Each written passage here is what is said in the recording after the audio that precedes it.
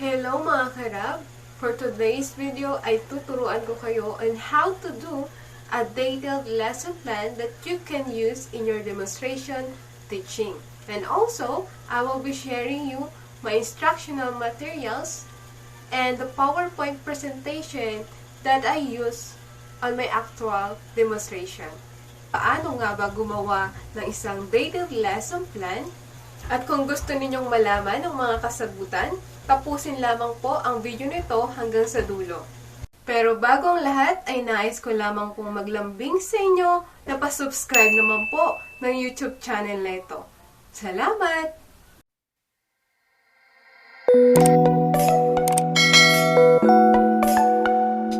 One lesson plan. On the top part of your lesson plan, dun po makikita yung Republic of the Philippines, Department of Education, your region and school division, and of course, the two logo, which are the Kagawaran ng Edukasyon in the left side, and in the right side, we have the school or your school division office logo. Next is the detailed lesson plan in English, through which is the form of lesson plan, the date, and the day, followed by the objectives, which is very important. Its purpose is to provide students with a clear purpose on which to focus on their learning efforts. It must be in this, at the end of the lesson, the students are expected to end the three objectives which compose the cognitive, affective, and psychomotor. Next is the subject matter. It contains the topic, reference, materials, values, time frame, and strategies, of course. Third is the procedure, which contains the learning interaction divided into teacher's activity and learner's activity. The first preparatory activity, the pre-assessment activity, contains the prayer, greetings,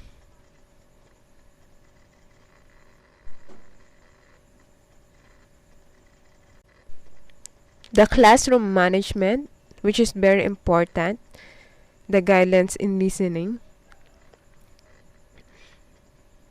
And I wrote 5 for this lesson plan. Next is the checking of attendance, which is very important to monitor your students.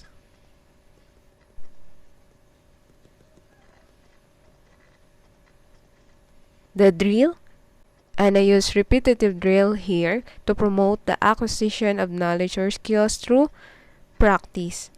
Did you know that a drill is a classroom technique to aid memorization by way of spaced repetition? Next is the review of past lesson, asking the students if they understand the past lesson before you proceed in the next topic or next lesson. After the preliminary activities, next is the developmental activities, which include the following: the motivation, which catches the interest of the students before you start your discussion.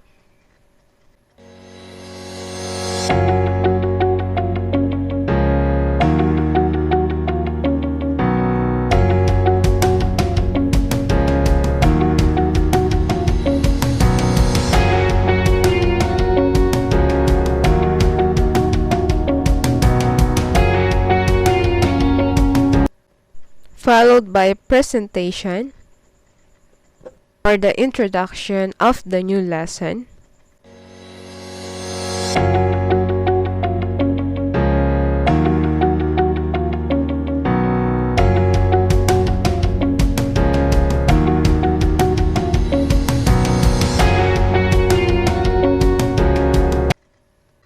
Next is the discussion, wherein you can monitor or measure your art of questioning, which contains interaction, collaboration, and cooperation within the learners.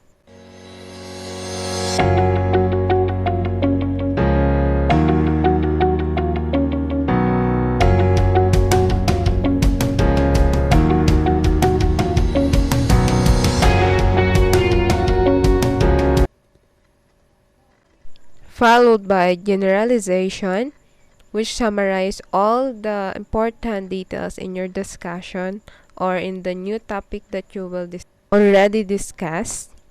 Next, the application or activities that help learners apply their learning to new situations or contexts beyond the lesson and connect it to their own lives or in this activity. Your application in groupings must have rubrics like in this lesson plan. We have the usage of adjective words, group of performance, teamwork, and participation, and it's equivalent to 100%.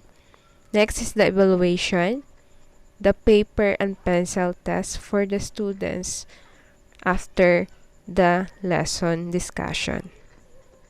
Evaluation helps to identify whether that is correct choice or there is needs to be changes and facilitates the overall development of the students along with growth of the teaching learning process. Evaluations help determine what works well and what is the best method for the improvement of the learners. And of course, the assignment. It is not only provides opportunity for students to learn but also to provide the evidence for the teacher that the students have achieved the goals or objectives of the lesson. And don't forget to put your signature over your name. Halina't silipin naman ninyo ang aking inihandang instructional materials at PowerPoint presentation gamit ang Canva. 2. PowerPoint presentation. And that's the cover of my PowerPoint presentation entitled Demonstration Teaching English 3, prepared by my name. And under that, the teacher 1 applicant and the place of your school division.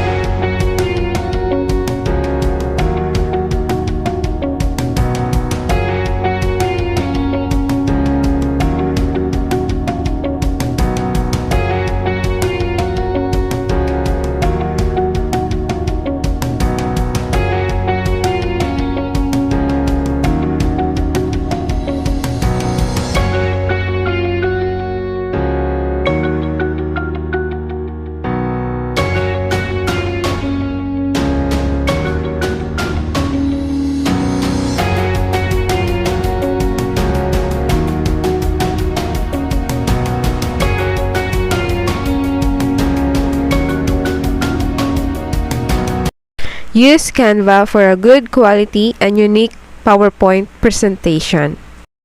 3. Instructional materials. During our demonstration teaching, we were only allowed to use masking tape. And it is my instructional materials that I use on my demonstration teaching.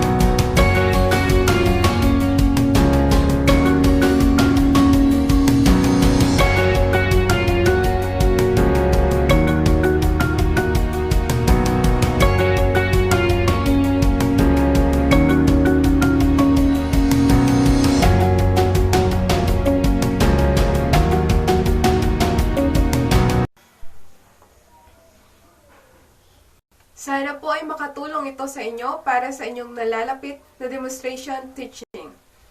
Claim it. You will pass the demonstration teaching.